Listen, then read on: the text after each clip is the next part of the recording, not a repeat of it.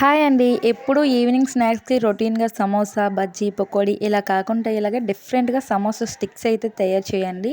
పిల్లలకైతే డిఫరెంట్‌గా కొంచెం ఎంజాయ్ చేస్తూ ఉంటారు. టేస్ట్ కూడా చాలా బావుంటుంది. ముందుగా అయితే నేను ఇలా గోధుమ పిండిని చపాతీలాగా అయితే సాల్ట్ ఏసుకొని కలుపుకున్నాను. నెక్స్ట్ అయితే 3 పొటాటోస్ అయితే బాయిల్ చేసుకొని చక్కగా స్మాష్ చేసుకొని ఉప్పు, కారం, garam masala, 2 spoons corn flour ఏసుకొని చక్కగా కలిపేసుకొని ఒక పక్కనైతే పెట్టుకున్నాను.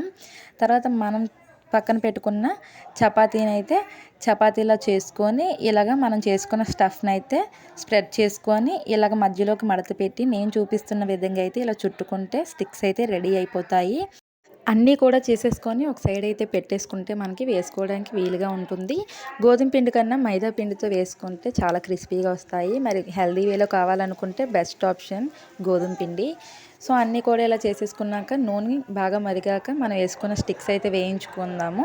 ఇలా గోల్డెన్ బ్రౌన్ వచ్చాక తీసేసుకుంటే చక్కగా ఫ్రై అయిపోతాయి. చూసారు కదా స్టిక్స్ ఎంత బాగున్నాయో, టేస్ట్ కూడా అంతే బాగున్నది. క్రంచీ క్రంచీగా చాలా బాగున్నాయి. మరి ఇంకెందుకు లేటు, మీరు కూడా ట్రై చేసి ఎలాగొచ్చిందో కామెంట్ చేసేయండి. బాయ్ అండి. మళ్ళీ కలుద్దాం. Bye bye.